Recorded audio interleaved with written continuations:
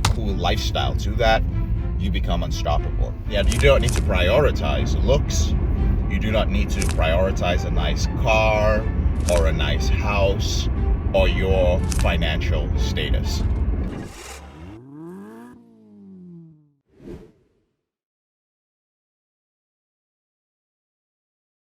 Good morning, brothers.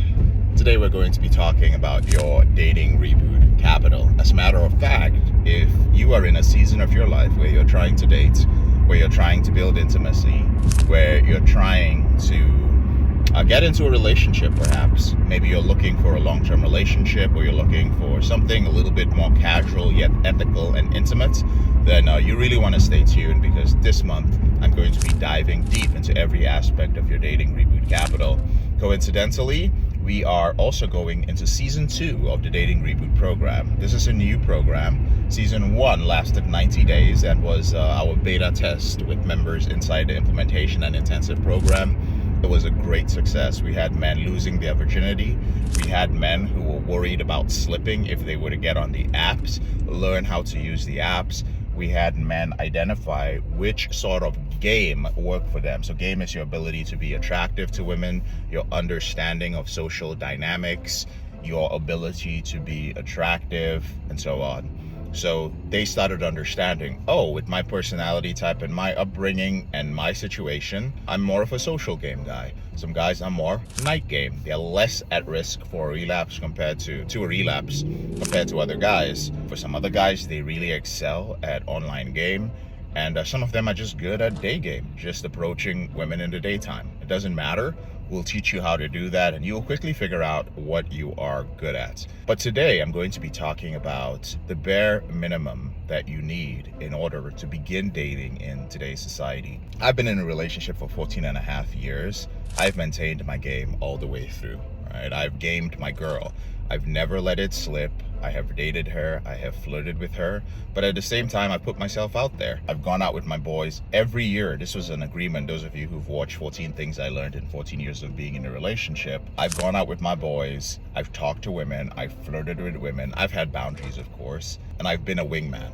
So I've had the good fortune while being in a relationship of also understanding how society has changed when it comes to dating. And I'm going to be teaching you from that perspective. I do want to put out a disclaimer though. There are 2 areas that I am not great at. I just want to put out the things I'm not good at. I am not the greatest at a social game because I'm an introvert and I have a very tight-knit group of friends. And most of my life has been spent working on my mission, most of my adult life. So not so great at social game. And I'm not the best at day game because during the day, well, I'm working. And I've been working and grinding for going on 19 years straight, about 80 hours a week. I've just not stopped. But the areas that I have excelled at are night game and online game. So with that being said, let's talk about the things that you need to venture into today's dating world. I will say that the things you do not need, let's start with that. You do not need looks. You don't need to prioritize looks. You do not need to prioritize a nice car or a nice house or your financial status. Don't get me wrong, those things are important. However, a lot of men begin by focusing on those things first. Those are not the things you should focus on. When you build the foundations that I tell you about first, oh my goodness, when you add those things on, you become unstoppable. You have an unfair advantage when you add to the foundations, when you add good looks, when you add a little bit of wealth, when you add a cool lifestyle to that, you become unstoppable. The first thing that you need to have is you need to have a strong frame. A strong frame means that you need to stand in your reality. A lot of men act with women out of insecurity. And by that I mean that you're always putting women on a pedestal, right?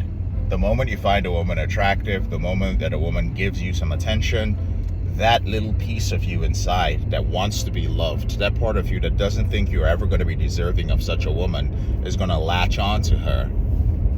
And then you're going to start acting insecure.